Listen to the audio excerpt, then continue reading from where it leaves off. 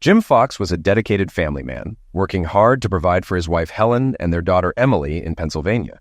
He had been steadily advancing at his company, and their life seemed stable and mutually respectful. Although their marriage had its challenges, Jim believed their bond was strong. However, Helen had grown restless, secretly longing for excitement. Over time, Helen's dissatisfaction deepened, leading her to seek attention outside their marriage. Jim, focused on his career and daughter, remained unaware of Helen's feelings, trusting their relationship completely. The eventual discovery of her betrayal was a crushing blow. One morning, Jim woke up feeling uneasy after a restless night. He had seen Emily's boyfriend with another girl at the mall, and they were kissing. Jim knew telling Emily would hurt her, especially with a crucial volleyball match approaching, so he decided to wait until after the game. Later, Jim was called into a meeting with his boss and introduced to Ralph Jenkins, the previous owner of a newly acquired plant in Daytona Beach. Jim was offered a promotion to oversee the maintenance team there, along with a 25% pay raise and a rent-free apartment for a year. Without hesitation, Jim accepted, thinking his wife would welcome the move to warmer weather. After the meeting, Jim drove Ralph to the airport and began feeling optimistic. Emily could finish her last semester in Daytona and leave her boyfriend behind. But as Jim left the airport, he spotted a red Camry with a visible radiator parked at a nearby motel. It matched the description of Helen's car, which had recently been damaged. His heart raced as he parked nearby, suspecting the worst. Jim, in a company car Helen didn't recognize, decided to wait and see who was with her. Realizing he needed more information, he cut the valve stem on her spare tire, knowing she would call him for help if she had a flat. Then he waited, tense and anxious, to see what would happen next. Half an hour later, Jim heard a curse at his car window, which he lowered slightly. "Damn it, what do I do now?" Helen muttered. "No problem, sexy lady. After a meal like that, I'm happy to help," her companion replied as Jim's world crumbled. "I don't have a spare tire. My husband didn't put the wheel back in the car after fixing it," Helen complained. "What an idiot," her lover chuckled. "I always make sure my wife's car is in top shape. I shouldn't have come with you today. What now?" "Let's go back to our room while I call for help," Helen suggested, and they headed back to the motel. Jim waited for her call, planning how to respond, but his phone never rang. 20 minutes later, Jim's heart sank further as he saw Emily's Honda Civic pull into the parking lot. She walked to the motel, knocked on the door, and after a minute brought a tire from her trunk as Helen and her lover approached. "Frank, pay for this so Emily can play tonight. She needs to stay focused," Helen said. "Thanks, Mom. If you cared, you'd have dressed before I arrived. I need to get to school and prepare. Can you handle it from here?" Emily asked, clearly upset. "No problem, Em," Frank replied. "I'll get dropped off at Home Depot, and I'll be at your game tonight." "Thanks, Frank. Just don't sit too close to Mom. Dad will be there, and I don't want any drama." "Don't worry, I won't cause trouble," Frank laughed. "Your dad won't even notice what's going on." "Frank, don't talk about Jim like that. He's my husband and Emily's father. He deserves respect," Helen interjected. Emily shot back. "Respect? After what you're doing? I just want to finish school and get out of this mess." "I told you, I love your father and there won't be a divorce. We'll grow old together," Helen insisted. "You're delusional. Dad won't tolerate this forever, and Frank isn't worth it." "You're just using each other while you can," Emily retorted. "Dad has put just as much effort into this marriage." "Your father? He's not like that. He's a good husband and father," Helen laughed. Emily nodded toward Frank. "Frank's a good guy, huh? Yet he's cheating on his wife with you. If he cared about his family, he wouldn't be here." "Enough, Emily. This isn't up for debate. Get to school and focus. Frank and I will be at your game." "Doesn't make me feel any better," Emily muttered. "Just keep him away from Dad. Frank may underestimate him, but Dad's not a pushover." Emily drove off, leaving Helen and Frank alone as he tightened the tire. "She's not too thrilled about us, is she? My daughter would react the same way. That's why I keep this hidden from her and my wife." "Emily knows what's happening and is keeping quiet to avoid a divorce," Helen reassured him. Jim sat in the back seat of the company car, disoriented long after Helen had driven away. Discovering her affair was painful, but learning that Emily knew and accepted it devastated him. He remembered Emily's volleyball match was about to start, and for the first time in her high school career, he would miss it. Feeling too upset to face his family, he returned home, had a few beers, and contemplated his future.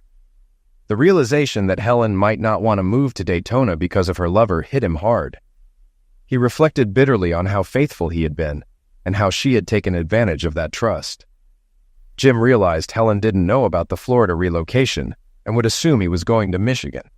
He thought about moving to Florida alone, giving himself time to sort out his family issues while she stayed in Pennsylvania with Frank. The idea appealed to him as a small act of revenge. With the weekend and upcoming week to plan, Jim decided to leave for Daytona after Thanksgiving. His wife and daughter would think he was headed to Michigan, giving him space and a break from them. After taking some Dramamine and another beer, Jim prepared to sleep in the guest room. He moved his clothes and toiletries, then locked the door and tried to sleep, though worry kept him awake for a while.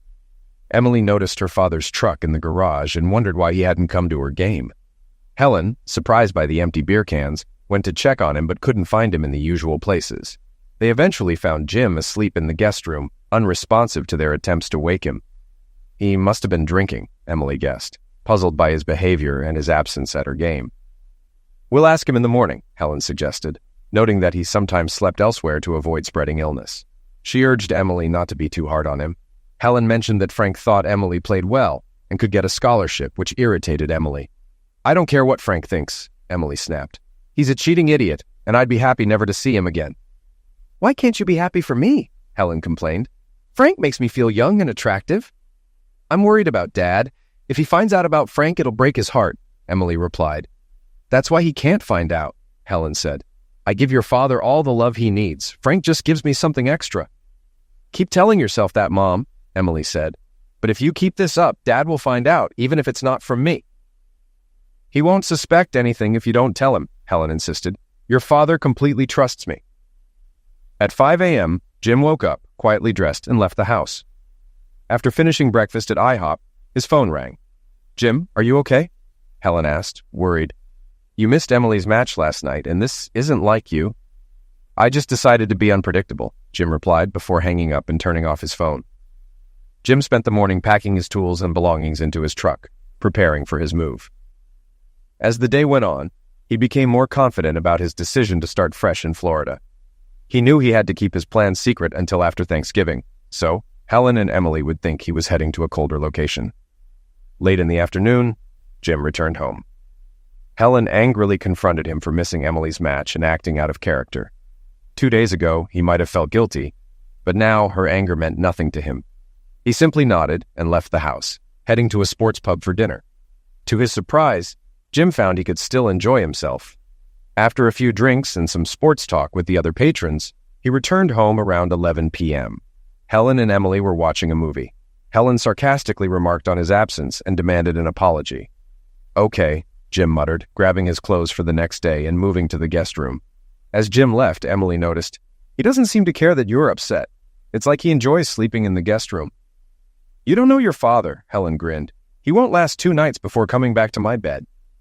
"Maybe," Emily replied skeptically, "but I hope he doesn't find out about Frank." "Stop mentioning his name," Helen insisted. "I want to keep this a secret." Emily retorted, "If he's not ready for his wife, maybe you should be the one to raise him." Helen was taken aback by her daughter's bluntness. Emily had agreed to keep Frank a secret to avoid her parents' divorce, but her disrespect was growing. Helen struggled to balance being a good mother and lover, knowing her daughter was aware of her affair. Helen also wondered what had changed in Jim over the past 2 days. He was acting differently, and she wasn't going to tolerate it. But she was confident he'd come around. The Zex they had was too good for him to stay away for long. Jim woke early again on Sunday, had breakfast at IHOP, and took a long walk in the park, enjoying the cool November morning. He appreciated the fresh air, knowing he wouldn't have to deal with the cold once he moved to Florida. He returned home before noon with a 6-pack, turned on the TV, and settled in to watch the Eagles game. Helen ignored him for an hour before angrily leaving the house. Helen returned home around 6:30, and by 7 o'clock, the second batch was finished. When Jim noticed there was no dinner, he turned off the TV and left. He ended up at a local sports pub, enjoying ribs and football. The Eagles had beaten the Giants, and Jim was in a good mood, looking forward to Thanksgiving Day when they'd play the Cowboys. "Dad's been acting strange lately, don't you think?" Emily asked her mother. "He usually watches the game on Sundays. Did you two fight?" "We barely spoke," Helen replied. "I told him he needed to apologize for missing your match and drinking too much before he could sleep in my bed again. I also told him I wouldn't cook for him until his attitude changed. He'll miss my cooking and love, and He'll apologize soon. When Jim got home, the football game had become one-sided, so he left the bar early. He walked past Helen and Emily and went straight to the guest room. Helen felt a tension she hadn't expected. Over the next 3 days, Jim stayed silent, showing no intention of apologizing. His defiance unsettled her. On Tuesday, Helen met Frank at the motel and had another flat tire, making her suspect the flats weren't a coincidence. She decided not to return to the motel again. Fortunately, she had the spare tire fixed on Monday, and Frank replaced it. Meanwhile, Jim spent Monday packing his belongings, preparing for his move. He carefully arranged his clothes to make it look like he hadn't packed much, wondering if Helen would notice he didn't take any cold-weather gear. On Monday and Tuesday afternoons, Jim waited at Home Depot for his wife to leave work. On Monday, she went grocery shopping afterwards, so Jim parked at his new favorite bar for dinner and Monday Night Football. "Is Dad coming home today?" Emily asked her mother. "Who knows?" Helen sighed. "He's not talking to me and is still sleeping in the guest room. I don't know what's gotten into him." "Could he have found out what's going on?" Emily asked. "You told him he couldn't sleep with you and wouldn't cook for him, so why would he come home? Maybe you should forgive him and cook him a nice meal." "Tomorrow night I can't. I'm meeting Frank.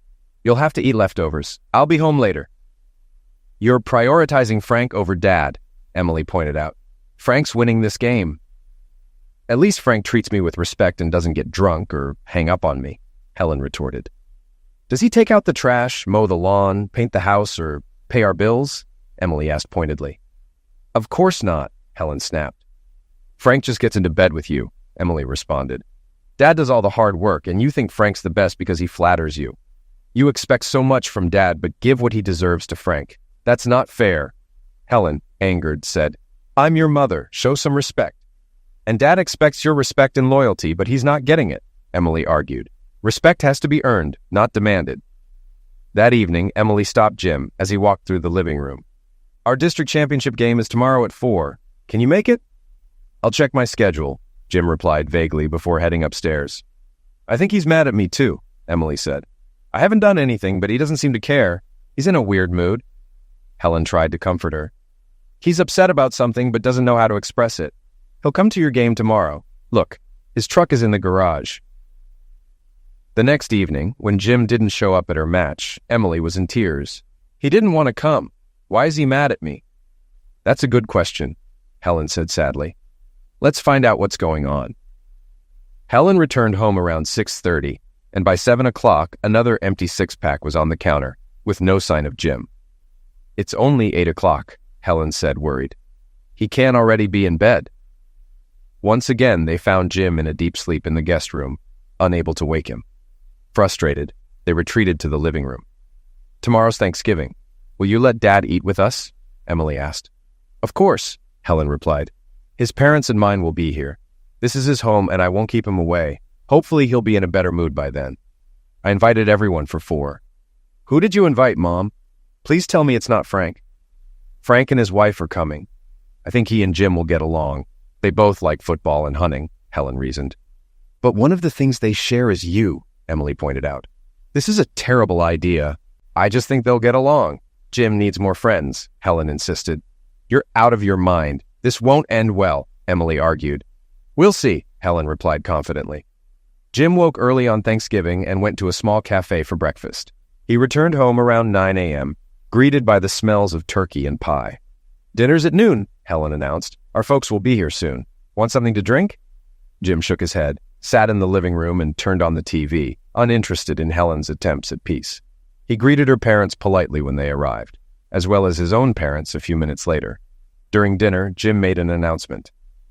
"I'm being transferred to another plant. I leave tomorrow, and it could last until spring or longer." Helen was shocked. Why hadn't he mentioned this before? She knew she wouldn't want to move to Michigan, and this might explain his recent behavior. "This is surprising," Helen's mother commented. "Helen didn't mention it. Will she join you?" "I'll go alone," Jim replied. "It wouldn't be fair to make Emily change schools or for Helen to leave her job. I'll manage on my own for a few months." The grandparents started discussing Michigan's weather, while Helen and Emily exchanged concerned glances, thinking Jim was upset about leaving his family. After dinner, Jim, his father, and Helen's father watched the Eagles game. Disappointed by their team's poor performance, They were half watching the pregame show for the next game when the doorbell rang. Jim didn't pay attention until Helen introduced a couple in the hallway. "This is Nancy and her husband Frank," she said, naming everyone in the room, with Jim last. Frank, grinning, walked up to Jim wearing a Dallas Cowboys sweater. "Hello, Jimmy. I've heard a lot about you," Frank said, extending his hand. Jim, who had held everything in, snapped. Without warning, he kicked Frank hard between the legs, then kneed him in the face, knocking him to the floor with a broken nose. Everyone froze in shock. Nancy screamed and rushed to Frank, while Helen vomited in the bathroom and Emily grabbed ice and a washcloth to help. Stunned by his own actions, Jim grabbed his coat and left the house. He drove south on Highway 81, stopping only when he reached Hillsville, Virginia, where he rented a room and quickly fell asleep. The next morning, Jim turned on his phone to find it full of messages, which didn't surprise him. After listening to a few, he deleted them all. Ignoring the calls from his mother, Helen, and Emily demanding to know where he was, Jim decided to stick to his plan and continued driving south on Highway 77. As Jim drove, he kept replaying the previous day's events. Frank had it coming, but what would the consequences be? Would he get arrested, lose his job before reaching Daytona, or face divorce? Realizing he needed to check his messages to understand the situation, he decided to leave his phone on but not answer calls, checking messages after the caller hung up. Helen called within 30 minutes. After waiting a bit, Jim read her text. "Jim, call me. I know the transfer has shaken you, but you need to pull yourself together. Frank's nose needs surgery, but he won't press charges. Please call me." Jim drove all day and arrived at his new apartment at 5 p.m. He retrieved the key from a safe outside, unpacked, parked the truck in the garage, and went to bed by 7 o'clock. With 2 days off before starting his new job, Jim noticed some issues with the apartment and planned to fix them on Saturday. Concerned Helen might find out about the Daytona plant and try to join him, he decided to call her on Saturday morning. "Hello?" "Hi, Helen. It's Jim. Where the hell are you? We called all night, but your phone was off. What's wrong with you?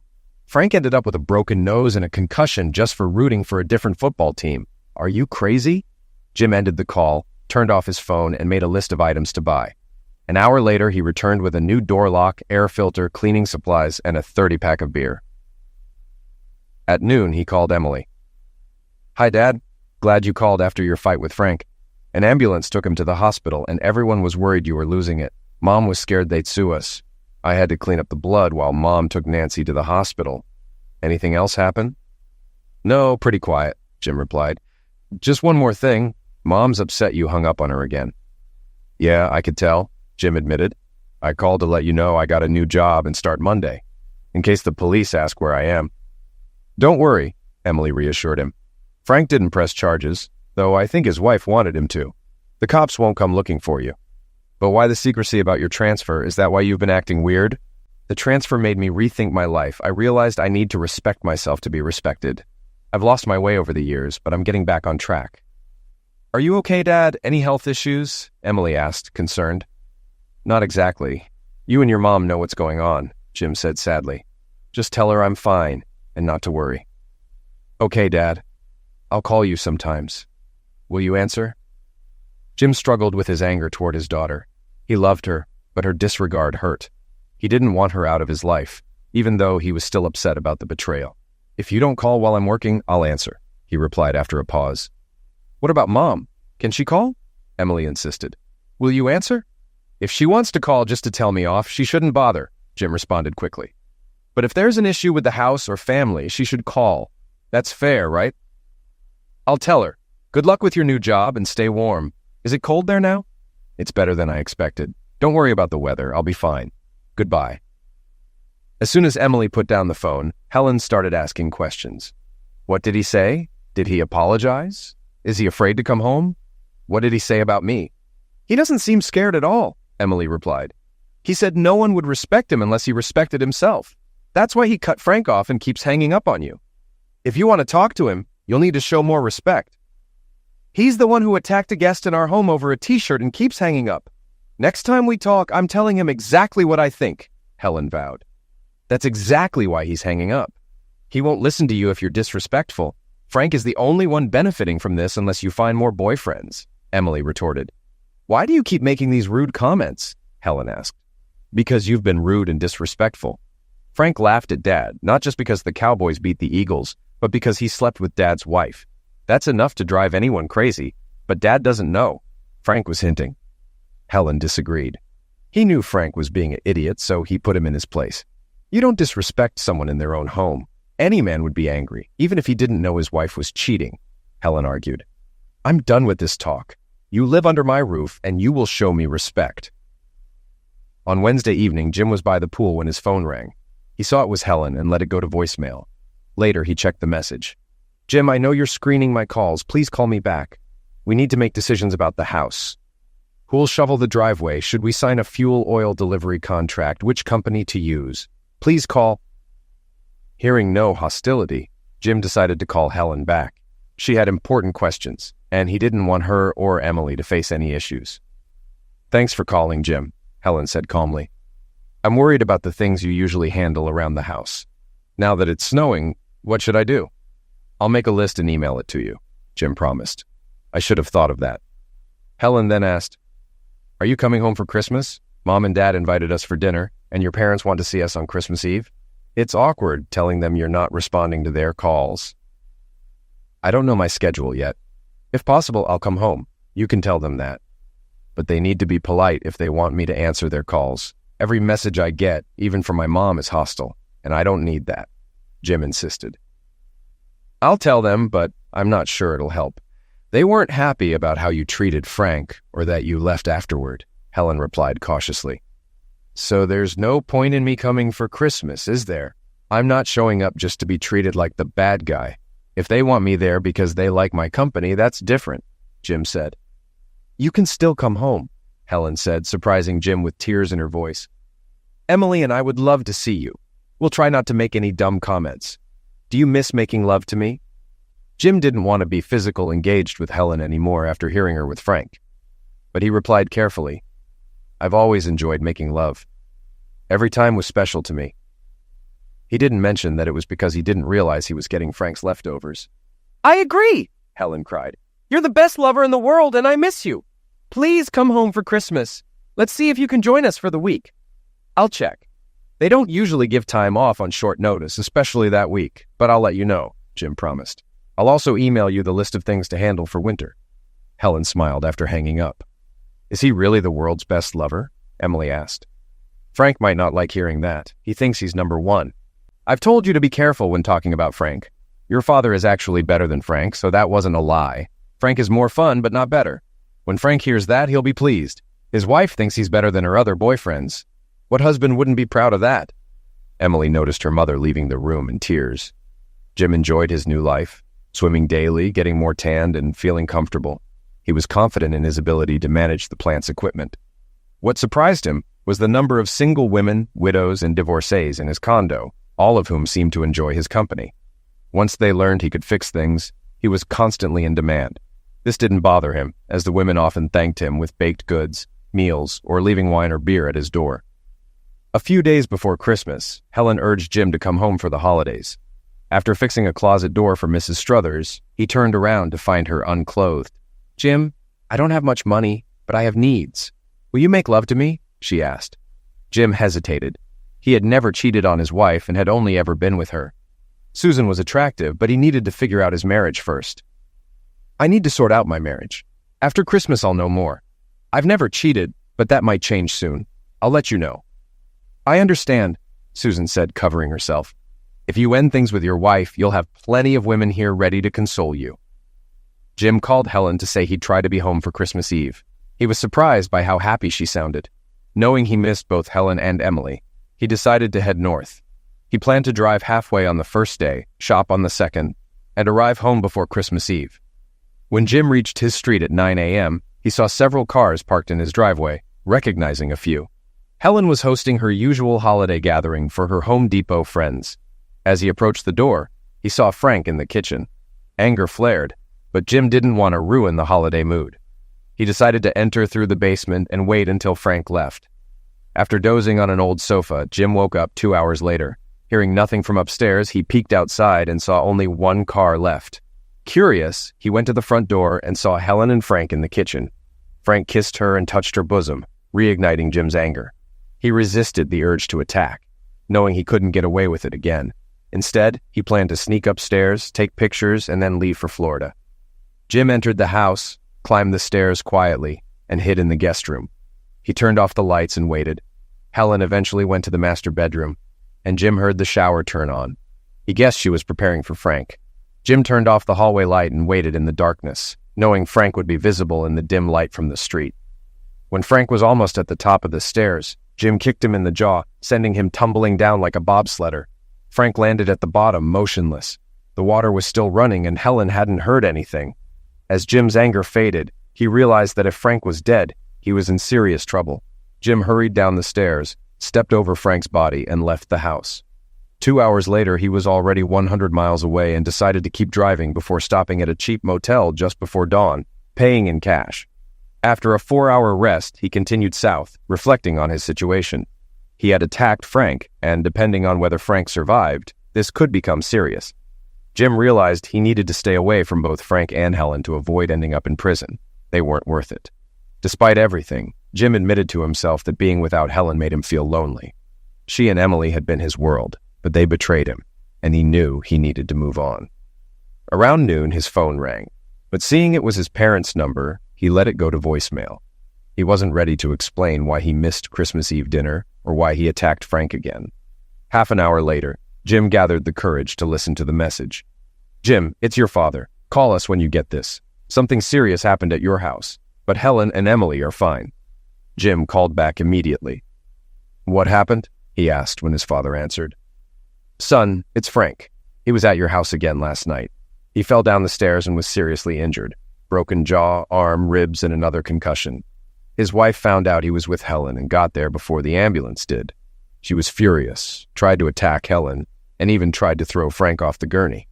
It was a mess." Jim's father continued. "After Thanksgiving, we thought you overreacted, but now we see why you did what you did. Your mother and I are proud of you. You showed more restraint than I would have." "Thanks, Dad," Jim replied, relieved. "How's Emily? Was she home during all this?" "That's another issue," his father said. "Emily had a serious talk with us this morning. She spent the night at a friend's, but she admitted she knew Helen was cheating.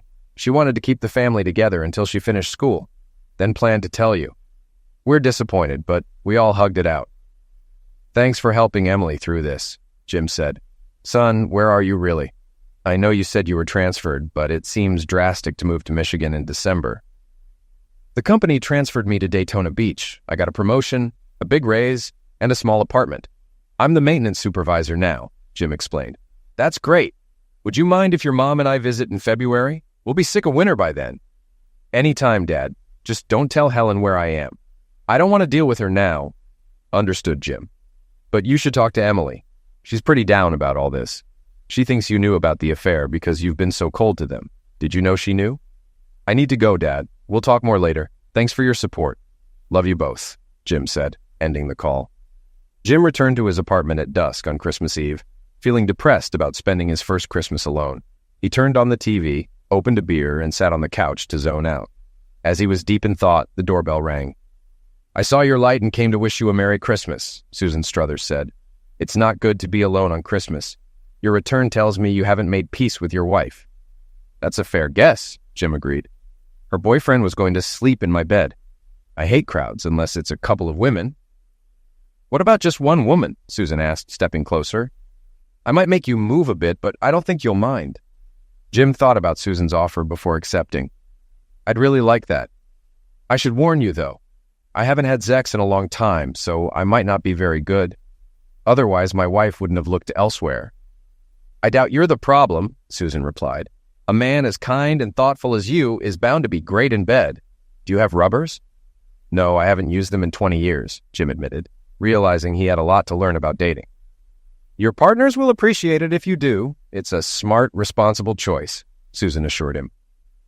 Jim had a memorable Christmas Eve, and his anger toward Helen and Emily started to fade, replaced by happy memories that boosted his self-esteem. Though the pain from their betrayal lingered, he began to move on. Susan helped him see that life was still worth living. Susan left early Christmas morning to avoid gossip, but they agreed to meet at the pool later. That evening, they shared a home-cooked meal and more closeness. Jim returned to his apartment by 9 p.m. aware that others might have noticed his visits to Susan's place. A few minutes after he got home, his phone rang. "Dad, you didn't come home for Christmas. I don't blame you. Mom's a mess, and I feel awful too. I'm sorry for what we did. I knew it was wrong, but wanted you two to stay together until I finished school." "It's in the past," Jim said, "but I won't lie. You both hurt me deeply. I never knew your mom was so unhappy, and I didn't expect you to help her hide it. I'm trying to get through this, but it's tough." "The strange thing is, Mom's not unhappy with you. She says you're a good husband, father, and lover. She just wanted to try something different and regrets it now. Did you know about her and Frank on Thanksgiving?" "Yes, and I should have handled it better, but Frank pushed me too far with his disrespect." "I get it. I saw Frank's grin and knew he was gloating. Mom said it was about the Cowboys shirt, but I knew better. Did you miss my last 2 matches because you were upset with me?" "Yes, I'm sorry, but when Frank said he'd be there, I knew I couldn't go without causing a scene." "Did you hear Frank that day when I brought the spare tire? You cut the valve stem, didn't you? You wanted Mom to call you for help, but instead, I got involved." "I'm really sorry, Dad. I was selfish and stupid, and now I'm paying for it." "Don't blame yourself. I should have confronted your mother right then, but I was too angry. I might have done something I'd regret." "I doubt it, Dad. You're not the type to hurt Mom. But Frank's a different story. Grandpa told me Frank fell down our stairs last night. He's pretty banged up, but will recover. By the way, I found the laptop you left me for Thanksgiving in the basement. Thank you so much. I'll use it a lot, especially for college next year." "I'm glad you liked it," Jim said, realizing he'd forgotten about the gifts he left. "Did you find the one for your mother?" She cried when she saw the pearls. It made her feel even worse about how she treated you. "It's funny. I didn't see the gifts until a few days before Christmas when I was looking for new tree lights. Thank you for being such a good father. I'm starting to appreciate you more." "Don't be upset. When I was your age, I thought my parents were clueless, but they got a lot smarter over the years," Jim chuckled. "I just want you to be happy and live a good life. Don't worry about me." "I love you, Dad. Maybe I'll visit you this winter." "I didn't tell the whole truth about my transfer. The company moved me to Daytona Beach. I've got a small place here, and you're welcome to visit anytime. There's a pool outside, and the ocean's just a couple of blocks away." "Are you kidding? If Mom and I knew that, we would have gone with you. But I get it. We didn't deserve to be with you after all we did. I don't blame you for not telling us. We lied to you, so you had the right to keep something from us. This will really hit Mom hard. You don't have to tell her, but it's not a secret anymore. I'll email her my address so we can sort out the divorce without me having to go back." "I was afraid to ask. Are you divorcing Mom? I get it, and I don't blame you. I warned her about Frank, but she thought you'd never find out. I wish things had turned out differently. Good night, Dad. I'll try to visit." "Great. Good night, and Merry Christmas." Emily had just put her phone away when her mother entered the room. "Did I hear right that your father isn't in Michigan? Where is he, and why did he lie to us?" "He's at his company's new plant in Daytona Beach," Emily replied. "He didn't lie. He said he was being transferred. We just assumed it was Michigan. He didn't tell us because he was there when you called me to bring the spare tire to the motel. He heard everything and knew who you were with. He didn't feel obligated to consider us." "Why didn't he say anything then? Was he afraid of Frank?" Helen asked. "Afraid of Frank? Are you serious?" Emily shot back. "Dad wiped the floor with Frank. Frank's no match for him in a fight or in raising a family. You always try to find faults in Dad to justify your actions. You'd better not treat your next husband the way you treated Dad." "Next husband? What did your father tell you?" Helen asked, alarmed. "He's done with your lies and deception. He's considering divorce, just like I warned you he would. I don't want a divorce. I don't even like Frank. None of this would have happened if he hadn't fallen down the stairs," Helen whined. "Didn't you listen? You were doomed the day I brought you the spare tire at the motel. Dad was there, saw everything, and knew how much we disrespected him. He knows you lied, cheated, and by Thanksgiving, you were already a divorced woman in his eyes. Frank isn't to blame. You are. Maybe now that Frank's wife is divorcing him, you two can be together," Emily suggested. "I don't want Frank. I want Jim back," Helen sobbed. The next day was even worse for Helen. Emily called her father to explain the latest issue. Mom got a letter from the health department. Frank has an STD, and now Mom has to get tested and inform everyone she's been with. You're on her list, and you'll get a letter soon. Wow, I should have seen this coming. I'll make an appointment today. Thanks for telling me right away. I appreciate you looking out for me. I was lost for a while, but I'm back on track.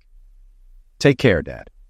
Jim immediately arranged for a checkup and was relieved that Susan had been careful enough to prevent the spread of anything Helen might have passed on. On his way home, he bought a variety of rubbers and filled a bowl with them, placing it on his bedside table. He vowed never to risk spreading a preventable disease. As time passed, Jim got his test results and was pleased to learn he was healthy. His free time was filled with requests from the women in his condo to help with various tasks. He became more popular, and one evening Susan admitted she had mentioned his skills to a couple of women. Word spread, and Jim found himself regularly refilling his rubber bowl. The women who visited appreciated his concern for their health, which only enhanced his reputation. One afternoon before Easter, Jim was surprised when Emily showed up with a small suitcase. Before he could speak, she hugged him tightly. "I'm so sorry, Dad. Please forgive me and let me stay for a few days. I'll leave if you want." Jim, surprised but happy to see her, said, "You're always welcome here. Come on, I'll show you the room. You look all grown up." "I told you I finally filled out in all the right places," Emily laughed, turning so he could see. "I'm the same bra size as Mom now, though it probably fits me better. Mom's getting pretty thin. I hitched a ride with the Shears. They're headed to Orlando and dropped me off. I knew you'd let me stay. It's spring break, and I'll only be here for 4 days before heading back to the cold. This place is great. I guess you like living here." "It's smaller than our house, but it has everything I need, including a heated pool right outside," Jim said as Emily looked around. "Looks like you're getting everything you need," Emily laughed, spotting the dish of rubbers in his bedroom. "Good for you, Dad. You deserve some happiness after everything. I won't bother you. I'll just relax by the pool while you're at work. I haven't seen the sun in ages." "Tomorrow evening, we'll go out to dinner," Jim said. "There are some great places here, ribs, steak, seafood, you name it. I'll take you to a spot where the guys from work hang out so they can see how gorgeous my daughter is." The next evening, Jim and Emily sat at the rib joint and had a great time. "Why did you forgive me, Dad? I don't know if I would have if I were you. It was a huge mistake to help Mom with her infidelity. I hate myself for it, and I'm truly sorry." Jim replied, "I'm much happier with you around than without you. In that sense, I'm selfish. It makes me happy, and now it's become one of my life's goals." "I'm glad you feel that way. I hope you're always happy I'm here," Emily said sincerely. "We were always close, and I hated myself when I realized I pushed you away. Do you think you'll ever forgive Mom? She's not doing well without you. She's lost weight and rarely goes out. When rumors spread that Frank had an STD and that his partners needed testing, half the store employees were terrified.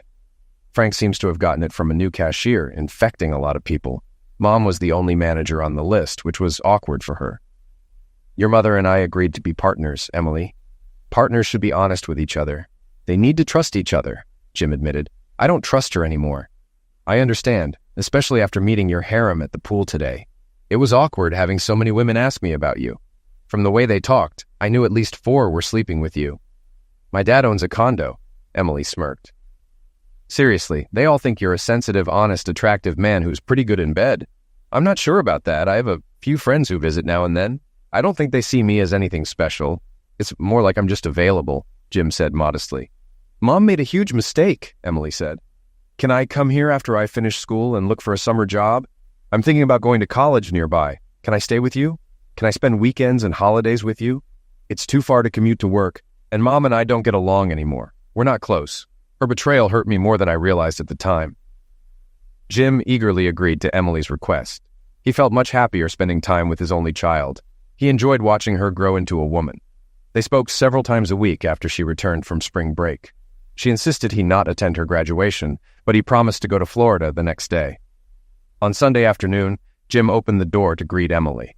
When he saw Helen, he was stunned, unable to think or move for what felt like minutes, though it was only 10 or 15 seconds. He regained some composure. Come on in, Helen. Can I get you a drink? Jim asked automatically, trying to figure out why she was at his door. Thanks, Jim. That would be great, Helen said. Jim followed them into the kitchen, poured them some iced tea, and sat down as Helen took her seat on the other side of the table. I came to pick up Emily. She told me she's living here with you. I've changed jobs and moved to Dayton. We need to figure out what to do with the house, Helen explained. You never filed for divorce and we haven't spoken, so I'm not sure what you want to do. What made you decide to move here? Jim asked, surprised. So what do you think will happen? Helen joked. I think I'll stop freezing every winter. With Emily in college in Florida, I have nothing to do there but gossip. I'm not sure what Emily told you, but your parents don't talk to me and mine aren't any better. I've let down a lot of people, including myself, but mostly you, Helen admitted. I can't ask for forgiveness because my actions were unforgivable. I'm looking for a fresh start where people won't mock me for having a pop. By the way, I'm glad I didn't pass it on to you. I think you'd stopped having sex with me by the time Frank gave me that gift. I'm responsible for what happened to us. I tried to blame you. Then there was Frank, the girl who infected him, even the man who wrote the letter. Frank went down. I realized it was all on me. I ruined my life and tried to ruin yours. If you hadn't found out, you would have appreciated Frank's little gift for me. I've come to regret what I did. I'm not sure how I thought it was normal at the time, like I was entitled to a fling. I even dragged Emily into this, and I'll never forgive myself for that. I nearly destroyed her relationship with her father because I was a selfish brat. I kept telling myself Frank was an idiot and this would end badly, Helen admitted, but I didn't listen. I'm so glad you welcomed her back into your life. Your love and approval mean the world to her. It meant a lot to me before I lost my way. Now that I don't have it, I'd do anything to get it back. I think we should make a list of things to sell and split the money. I assumed you had already filed for divorce. Isn't Frank single now? Jim asked pointedly. That's what I've heard. But if you mean do I care about that idiot, then no, I don't. I'm a fool, but not so much that I'd get Frank to divorce me, Helen replied. I thought you had already divorced me. I've given you plenty of reasons, Jim said. I'm pretty content with what I'm doing here. You know how much I hate change, and divorce can be pretty disruptive. We should discuss this now, shouldn't we? I guess so. If it's up to me, I'd like to stay married, but my past actions don't really support that, do they? I know you're too good a man to stay with a lying, cheating wife. I knew it all along, but I kept telling myself he'll never know. Where are you staying tonight? Helen asked. We've got time. We can talk about selling the house and everything else in the next week or two. I'm going to find a motel when I leave here. I noticed one near Highway 95. It's pretty close to Home Depot, Helen said, mentioning that she would start working there in a week. Emily went grocery shopping to give us some time to talk, but she'll be back soon, and I need to go. Emily's room has 2 single beds, Jim suggested. You could stay there if she doesn't mind. Won't that make you uncomfortable? I know I'm not her favorite person right now, and I deserve that. I'll be fine. If Emily doesn't mind, we'll ask her when she gets back, Jim replied. Emily didn't mind sharing a room with her mother for a while. Over the next few days, the 3 of them started falling back into the routines they had shared for years. Jim stayed away from the pool and the other women while Helen was living with him. He didn't want to hurt her. A few women came to the pool and asked, "When are you leaving?" Helen began one evening after Emily had gone to a concert. They always talk about your big bowl of rubbers and which ones they like best. It's actually pretty funny when you think about it. They stopped just short of telling me I ruined their Zek's lives. Have you really pleased 4 women, Jim? I'm impressed. Too bad I didn't make an impression on you before I met Frank, Helen added. Jim lost his temper. I'm not going to apologize for making these women happy. None of them are married, and they know I'm not looking for commitments. I try to give them as much pleasure as I can, and they enjoy it. How about some fun with me? Helen asked. No strings attached. I feel like I owe you for taking such good care of me after what I did to you. Jim insisted he wasn't the same guy she remembered. I'm more demanding and assertive now. I tell these women what I want, and they seem to like it. I never let them stay more than one night. So stay with me for one night. I can handle whatever you want to do. It will make me feel better about what I did, and I'll do my best to make you feel even better, Helen promised. Jim thought about her words for a few minutes before making a decision. 10 minutes later, they were unclothed on his bed. My God, Helen gasped, trying to catch her breath. That was amazing. You've learned some new tricks. Thanks, Jim. Helen was moving her clothes from Jim's room to Emily's when she heard Emily's voice. You two were loud enough. I'm glad you're done so I can get some sleep. Helen stayed with Emily and Jim during the summer. She slept on Emily's second bed and visited Jim often. She frequently told Jim he was the only man she'd ever be with. Jim just nodded in agreement. After the first night, Jim noticed Helen often counting the rubbers in the bowl. He realized she was trying to give him everything she had, keeping him from being with the other women in the building. Helen didn't like that her shift ended at 10 p.m. and Jim came home at 5. At least twice a week, she would come home to find fresh sheets on his bed and a couple of rubbers missing, since she had to leave for work at 2 p.m. She spent most of her mornings by the pool. The other women weren't mean to her. It was clear they all knew her marriage was on the brink and that she had caused the damage by cheating. Helen knew that when one of the women made a comment or asked a question, it was a hint.